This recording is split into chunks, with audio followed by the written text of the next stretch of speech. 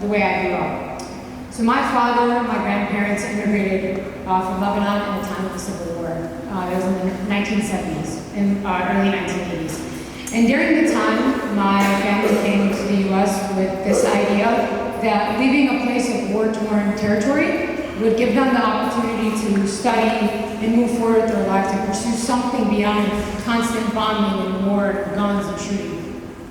So when my family came here, one of my grandparents came here and he was a taxi driver. And my other grandfather, he was a bakery owner. And they worked very, very, very hard and strenuously as blue-collar Americans in the city, as citizens, when they eventually became citizens. Because to them, this land and this country was the place where their future generations would be. When I was growing up, I watched both my parents struggle day in and day out to provide me and my siblings with the opportunity to study and to go to school. Because my father, who comes from a family of 7, not one of them had the opportunity to go to school. And when I was growing up, I don't want anyone here to think that women in Islam or Arab American women are oppressed, because that is far from true. Every single day that I grew up, my parents instilled in me that an education was attainable. My mother, when I grew up, was a stay-at-home mom. And she too took one semester of university and gave up her education to provide a life for my siblings and I. When my mom was 35 years old, she went back to school. She went online to the University of Phoenix and she graduated in education. After she graduated, she didn't just complete one master's, but in her 40s she completed 2. If that doesn't tell you the importance of education to immigrants, I don't know what will. I want to emphasize again that in my time here at this university and growing up, I've always been told that science and medicine is not for women. It is not for marginalized communities. But I want to actually repeat that though and say, when I came here, I realized that this is far from true. I had mentors, I had doctors, I had professors tell me that my dreams of becoming a surgeon would not be prevented from my hijab, or from my religion, or from my culture. I remember when I was 17 years old driving with my dad, and I told him, Dad, I'm in university, it's my first year, I hate what I'm doing, I don't feel like I'm going to succeed. And I remember my dad telling me, you know, one day you're a history major, one day you're an economics major, one day you want to pursue art. He's like, I'm really confused, and mind you, this is all in Arabic. He's like, I'm really confused, what do you want to be? And I realized that when we were talking and driving around, we were parked in this gas station right at the corner of our house. I told him, Dad, I really want to be a surgeon, but I don't think I can. And he asked me why, and I told him, Dad, I don't think I can raise a family and keep our culture and our religion and raise my children as a surgeon. And my dad started laughing. He said, if this is what you really want to be, what is 3 more years in residency different than what it would take you to just be a regular pediatrician? If a surgeon is what you want, then a surgeon is what you should be. In my freshman year, I had a very, very, very influential mentor. He was an mentor at the University of Michigan Med School. When I talked to him, I told him basically my situation, how I felt there were a lot of barriers to my education. And he told me, okay, bring me your resume. I brought him my resume, he looked at the list of 15, 20 different things that I was doing, and he asked me, what is it that you care about? What is it on this list that really makes you motivated? I looked at the list, American Medical School Student Association, Pre-Med Club, Red Cross Club, and I was looking at this list and I was like, if I woke up tomorrow without any of these things, I would be fine. But if I woke up tomorrow realizing that there was something that I could do for girls like me who don't have the opportunities like my parents right here who gave me, I think that that's really what completed me. It's the fundamental essence of this education and quality education.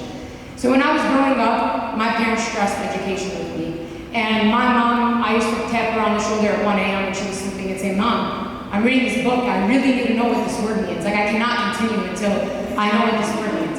And my mom's like, oh, that means whatever. And she starts defining these words for me and she goes back to sleep.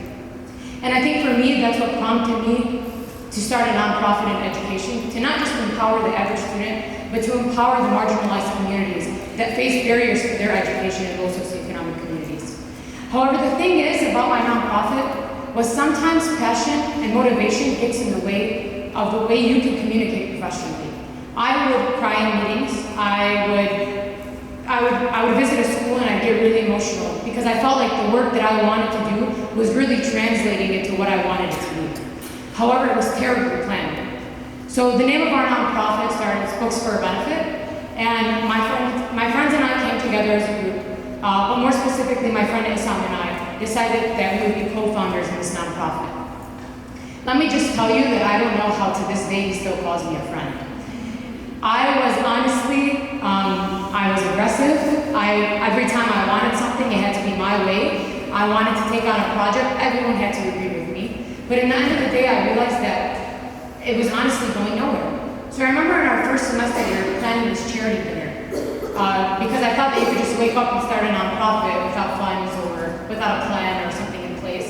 And so we were raising money because we had adopted the school in Highland Park to give them books and backpacks and kind of just do different service activities with the students.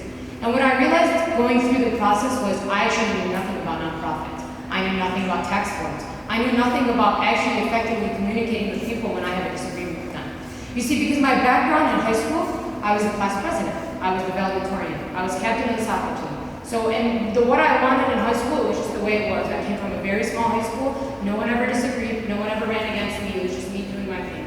But see, when I came here and I wanted to work with 13 other people and starting a nonprofit, I had to recognize that it wasn't just me making these decisions, it was 12 other people making the decisions.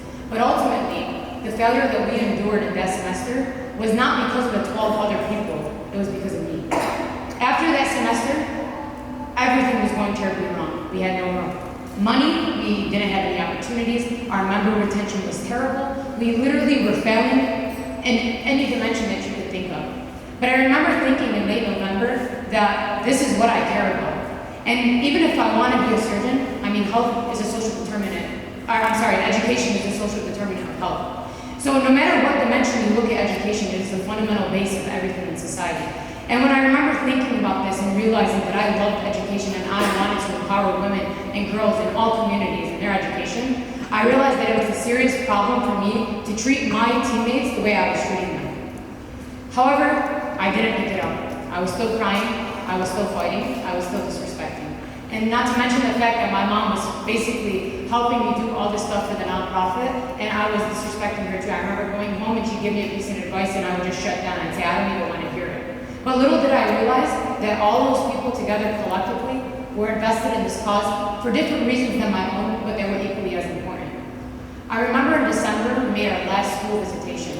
We were at a school in Highland Park, and this kid came up to me at the end. At that time, we had 3 volunteers with us.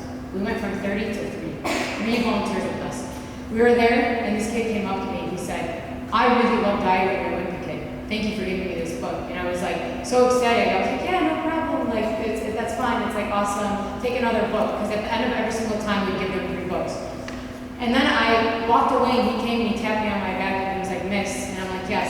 He's like, when will you be back? And I realized that I didn't have an answer.